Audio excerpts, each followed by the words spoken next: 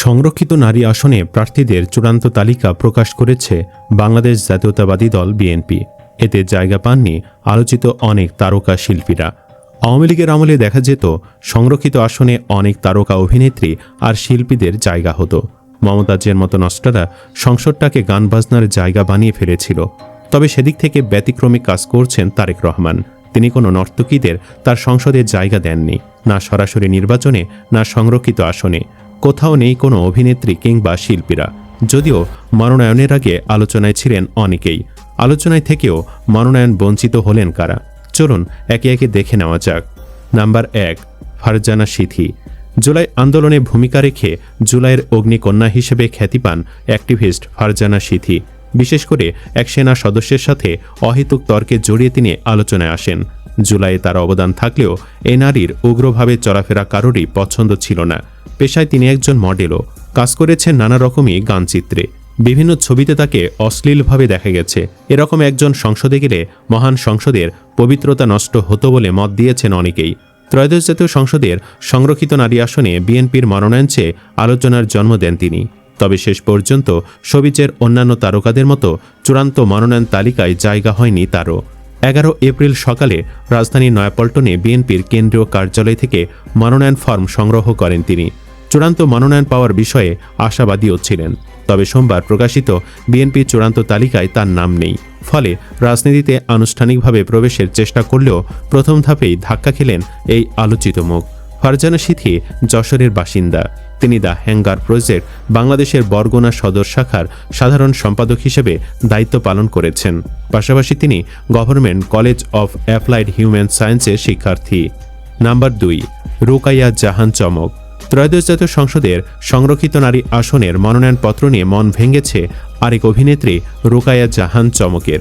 কুষ্টিয়া থেকে সংরক্ষিত নারী আসনের জন্য মনোনয়নপত্র সংগ্রহ করলেও চমকের ওপর ভরসা রাখেনি দেশের ক্ষমতাসীন দল বিএনপি। এর আগে কুষ্টিয়া থেকে সংরক্ষিত আসনে বিএনপির দলীয় মনোনয়ন নিয়ে এক সাক্ষাৎকারে চমক বলেছিলেন, আমি দেশের জন্য কাজ করতে চাই, বিশেষ করে নারীদের জন্য। সেজন্য একটা প্ল্যাটফর্ম দরকার ছিল। আমার মনে হয়েছে বিএনপির সঙ্গে যুক্ত হলে আমার পরিকল্পনা বাস্তবায়ন হবে। যদিও শেষ পর্যন্ত তার আশা পূরণ হয়নি। উল্লেখ্য, 2017 সালে মিস ওয়ার্ল্ড বাংলাদেশ প্রতিযোগিতায় দ্বিতীয় রানার আপ হয়ে বিনোদন অঙ্গনে পথ চলা শুরু হয় চমকের। রুকাইয়া জাহান চমকের জন্ম বরিশালে। তবে বেড়ে ওঠা ও পড়াশোনা ঢাকা হলেও মনোনয়নপত্র কুষ্টিয়ার হয়ে নেওয়ার বিষয়ে আলোচনার জন্ম দেয় নেটিজেন মহলে। পরে জানা গেছে তার স্বামীর বাড়ি কুষ্টিয়ার খোকসাই। নাম্বার 3, কণ্ঠশিল্পী কনক চাপা।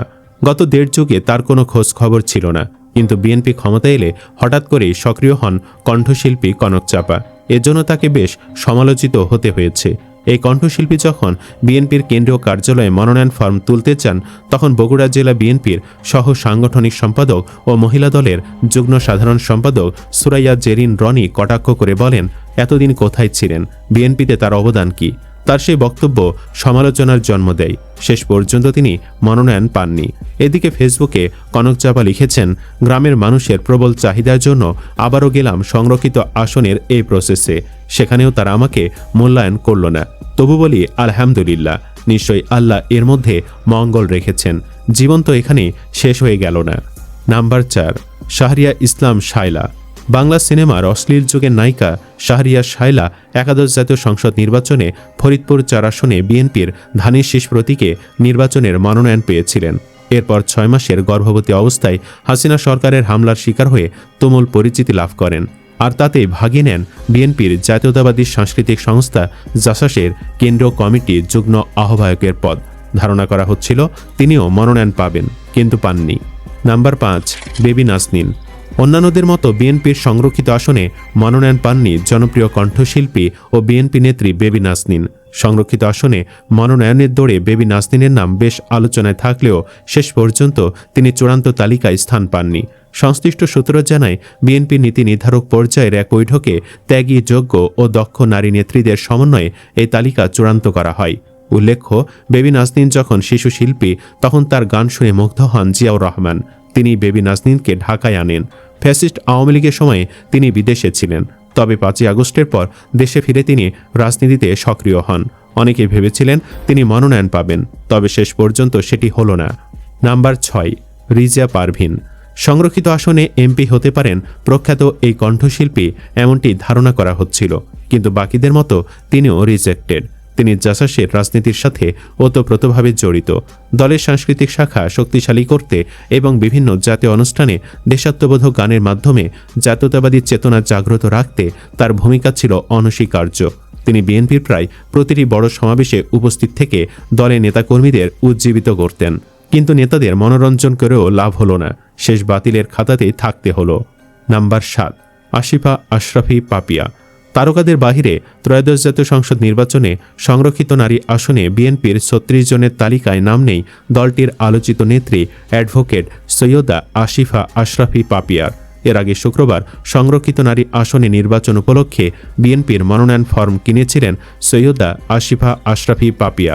তার পক্ষে চাঁপাইনবাবগঞ্জ জেলা যুবদলের দপ্তর সম্পাদক নুরুদ্দিন জামিল রাজু মনোনয়ন ফর্ম সংগ্রহ করেন। বিএনপির রাজনীতিতে অতি পরিচিত মুখ আসিফা আশরাফি পাপিয়া নবম জাতীয় সংসদে সংরক্ষিত নারী আসনে সংসদ সদস্য নির্বাচিত হয়েছিলেন। তার স্বামী হারুনুর রশিদ চাঁপাইনবাবগঞ্জ 3 আসনের সাবেক সংসদ সদস্য ও বর্তমানে চাঁপাইনবাবগঞ্জ জেলা পরিষদের প্রশাসক। মূলত স্বামী এমপি বলেই জায়গা পাননি পাপিয়া। নাম্বার 8, নাজমুন নাহার বেবি। নাজমুন নাহার বেবি দেশের শিক্ষা অঙ্গনের সঙ্গে সম্পৃক্ত একটি পরিবারের সদস্য। তিনি শিক্ষা এবং প্রাথমিক ও গণশিক্ষা মন্ত্রী ডক্টর আ.ন.ম এহসানুল হক মিলনের সহধর্মিণী। যেহেতু স্বামী মন্ত্রী, তাই তিনিও মনোনয়ন পাননি। নিউ ইয়র্কে অবস্থানকালে তিনি যুক্তরাষ্ট্র বিএনপির দফতর ও প্রচার সম্পাদিকার দায়িত্ব পালন করেন। ছাত্র জীবন থেকেই তার রাজনৈতিক পথ চলা শুরু। তিনি বাংলাদেশ জাতীয়তাবাদী ছাত্রদল কেন্দ্রীয় সংসদের ছাত্রী বিষয়ক সম্পাদিকা এবং বেগম রোকেয়া হল শাখা ছাত্রদলের সভাপতি হিসাবে দায়িত্ব পালন করেন। বিএনপি মনে করেছে তাকে মনোনয়ন দিলে দল পারিবারিক খামারে পরিণত হবে। নাম্বার 9, রোমানা মাহমুদ। বিএনপি স্থায়ী কমিটির সদস্য ও মন্ত্রী ইকবাল হাসান মাহমুদ টুকুর স্ত্রী সাবেক সংসদ সদস্য রোমানা মাহমুদও মনোনয়ন পাননি। তিনিও স্বামীর এমপি হবার কারণে মনোনয়ন পাননি। এর আগে নির্বাচনের শুরুতে তিনি আলোচনায় এসেছিলেন। জানা গিয়েছিল বিএনপি স্থায়ী কমিটির সদস্য সাবেক প্রতিমন্ত্রী ইকবাল হাসান মাহমুদ টুকুর চেয়ে 5 গুণ বেশি সম্পদের মালিক তার স্ত্রী সাবেক সংসদ সদস্য রোমানা মাহমুদ। ত্রয়োদশ জাতীয় সংসদ নির্বাচনে দেওয়া হলফনামায় এমন তথ্য উল্লেখ করেছেন তিনি। হলফনামায় ইকবাল হাসান মাহমুদ টুকুর মোট অস্থাবর সম্পদ দেখানো হয়েছে 4,64,83,627 টাকা। সেখানে তার স্ত্রী রোমানা মাহমুদের অস্থাবর সম্পদের পরিমাণ 24,95,92,703 টাকা। এছাড়াও মনোনয়ন পাননি মহিলা দলের কৃষি বিষয়ক সম্পাদক সেলিনা হাফিজ। মির্জা আব্বাসের স্ত্রী আফরোজা আব্বাসও মনোনয়ন পাননি। জানা গেছে এবার সংরক্ষিত নারী আসনে বিএনপির মনোনয়ন ফর্ম বিক্রি হয়েছে মোট 1025টি। তবে জমা দিয়েছেন প্রায় 900 জন। প্রতিটি ফর্মের মূল্য নির্ধারণ করা হয় 2000 টাকা এবং মনোনয়ন ফর্ম জমা দেওয়ার সময় প্রার্থীদের 50,000 টাকা জামানত দিতে হয়।